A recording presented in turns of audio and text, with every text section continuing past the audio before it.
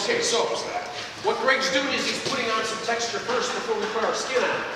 Now what that does, well, number one, a lot of stampers don't do that. They just put the texture in there and stamp it in there. But when you add a texture, it's very random, okay? And it kind of adds value to your texture pad before your skin even hits the wall, okay? It's just a trick that you use. You don't have to do it. A couple points, you don't want to start right on your corner, okay? And the reason why you don't want to start right on your corner is because if you start right on your corner, where's the joint? Right on the outside corner. How dumb is that? So you want to kind of, you don't want to do that. So when you start back off of your corner so that all your edges, that's perfect. So what you're going to do is you're just going to apply it right in there, and you're just going to press in and smash it in there. In fact, what we could do is, where's our, we have a rubber mallet? Or no?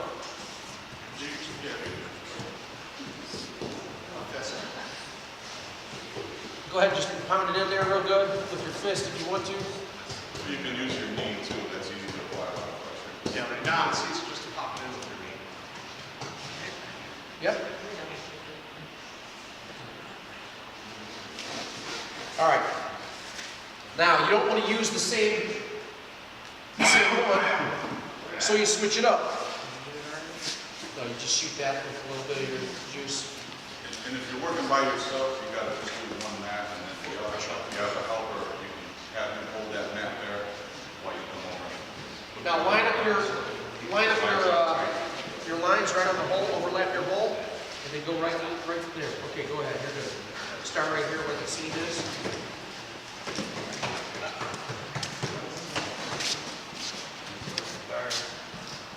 What are you going to do above that?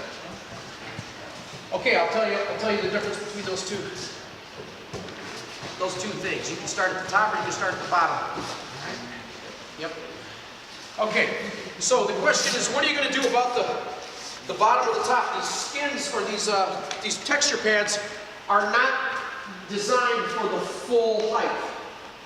The reason is for that is if you're on the ground or something, you might have undulations in your ground that you have to compensate for and your skin won't work. Or your patio. If you're on the patio and you've got a nice flat surface on your patio, you can align it to the base and work your way up. And on the top, you can go back with your smaller pieces and fill in, with your pieces on the top, all right? If you are doing this and there's grass on both sides, or maybe on the outside edge, if this is where the lawn is, or this is where your landscaping is, start your skin at the top. And that way your bottom can be wild turkey that runs into the ground. Because chances are you've got mulch and grass and everything else that's going to go up against that piece, okay? But if you're doing it on the inside where they see it, you start at the bottom and you work your way up. And these are designed so that they have a couple different spaces that you could play with. But the skins are designed so that you have the flexibility or you're not pigeon-toed into, doing everything the same way. You do have some flexibility if you come across some anomalies in your base structure. Maybe you have a step up of some kind, and you need a couple extra inches to compensate for what you're stamping, all right? Implementing new rock into this piece is not a big deal, okay? You can easily go back and mark off what you want to have, to have a different stamp to it. For instance, you've got this extra piece right here. You can block it off and create different patterns. All you're doing is creating a joint, all right? So you've got a joint like there. You can flip it this way and create a smaller joint, or go with a completely different approach and hand carve them all with just a tuck pointing trowel and just make your own joints. But you're not tied to any one piece. Now we're probably going to we've got how many different types of stamps do we have? For work mode, I think we have 4 lines. 4 different types of lines. You've got this one. There's that one right here. We can try this one next. So let's say everybody get a chance to put one more here. Use this. This is the last course to that piece. Let's just go ahead and flip this one up like this. Spray that one down. Smash that so we can see what that looks like. My next volunteer can take this smaller. This is a smaller, tighter, thinner stone. What's this one called? Tight stack. Tight stack. That was easy. So this one has a completely different look. As you can see, it's got deeper, it's not a mortar joint, whereas this piece is a mortar joint. Okay? If you look at it, you can see the mortar joints. This one doesn't have mortar joints. This would be more of a dry stack one. Go ahead, as soon as he's done with this piece, go ahead and spray it down with the release. You don't have to marry it up. It's not going to marry it because you got three there. This only has two. So just start where you want to. We'll fill in with the rest of the.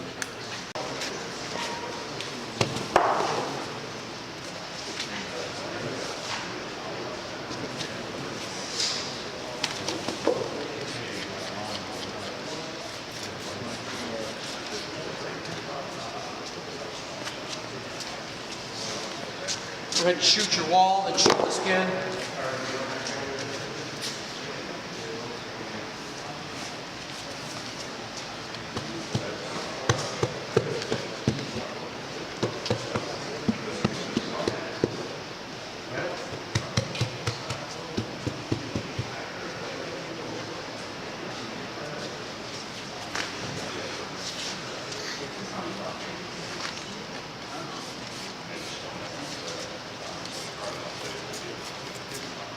Okay.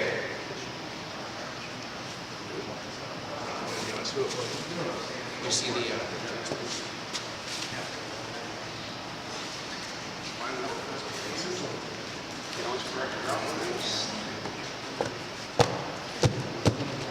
Pound it in there good.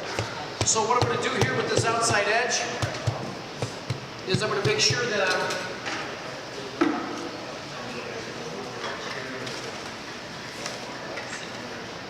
And we have a grout tool on the other side for that.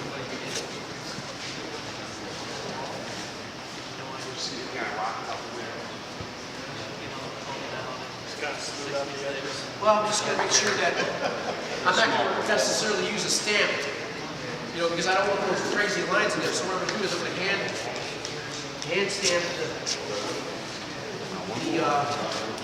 the stone in here.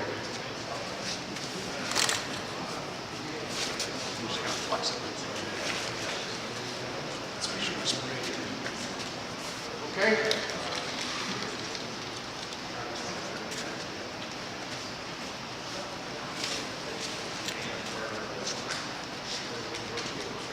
All right. So that's just a couple lines. You see it better down here. If you want to accentuate it, he's got bigger stones out here, kind of eyeballing it into this. Well, let me just carry it around so you guys can see this. You got a little bit of a difference. Watch your toe, or watch your foot there. Don't trash your. Well, this one you were a little. You had a big wow. That's an easy stamp. Probably flying around.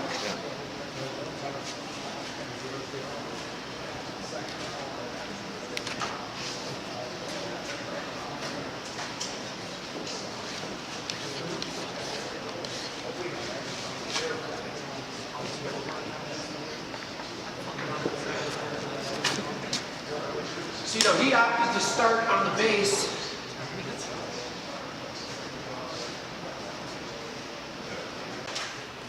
Three ways, all right? Now, the concept of three ways is okay, if you're a mason, how many masons I have here? Just the one, two, maybe a couple? All right, so any mason will tell you if you talk to them, you don't want a joint going the whole, you know, through the whole, you don't want to go more than a couple stones before you interrupt that joint. Same with the horizontal, unless it's brick or mortar. You don't want to let a horizontal joint go through the entire wall. You try to break it up. You don't want a stair step or a jack on jack, or I forget, there's a couple other terms that they use for it. There's several principles with masonry that you don't want to get wrong, okay? So what three-ways do is they make sure that there's a three-way intersection between all your stones, all right? So this pretty much helps you keep from making mistakes that an untrained mason would make, all right? So you take your three ways and you basically just punch them in. It's very random.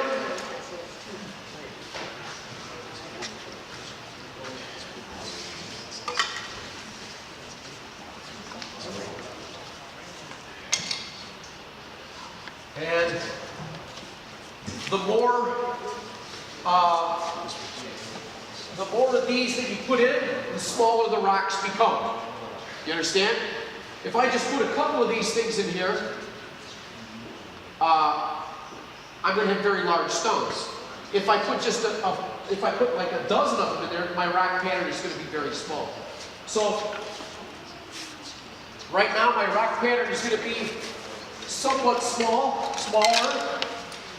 So now what we do is we just connect the dots. All right?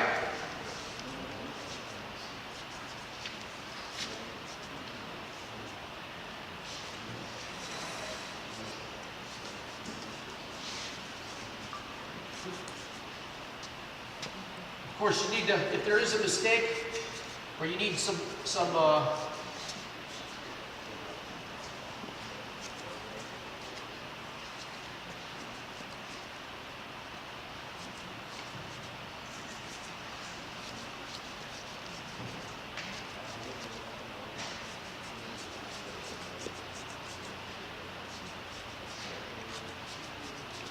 once you get yourself going,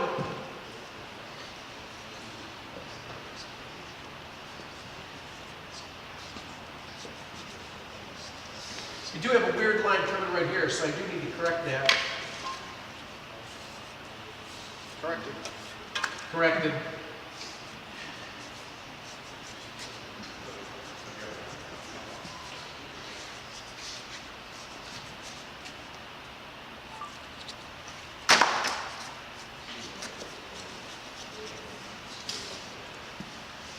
All right, so we're getting down here to the end.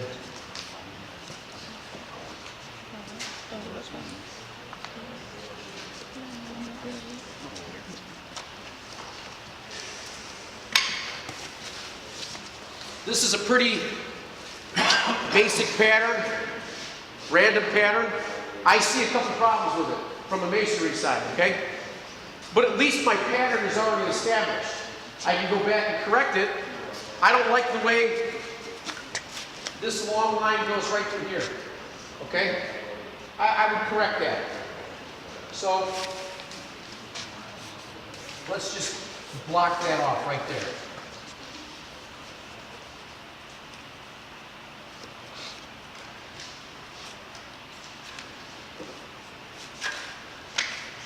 And let's break it up in here somewhere. Okay? We got some goofy looking rocks like this sucker here. Looks like an upside down wine glass of some kind. We can break it like that. Pull this in a little bit like that. Kind of get rid of that weird shape a little bit.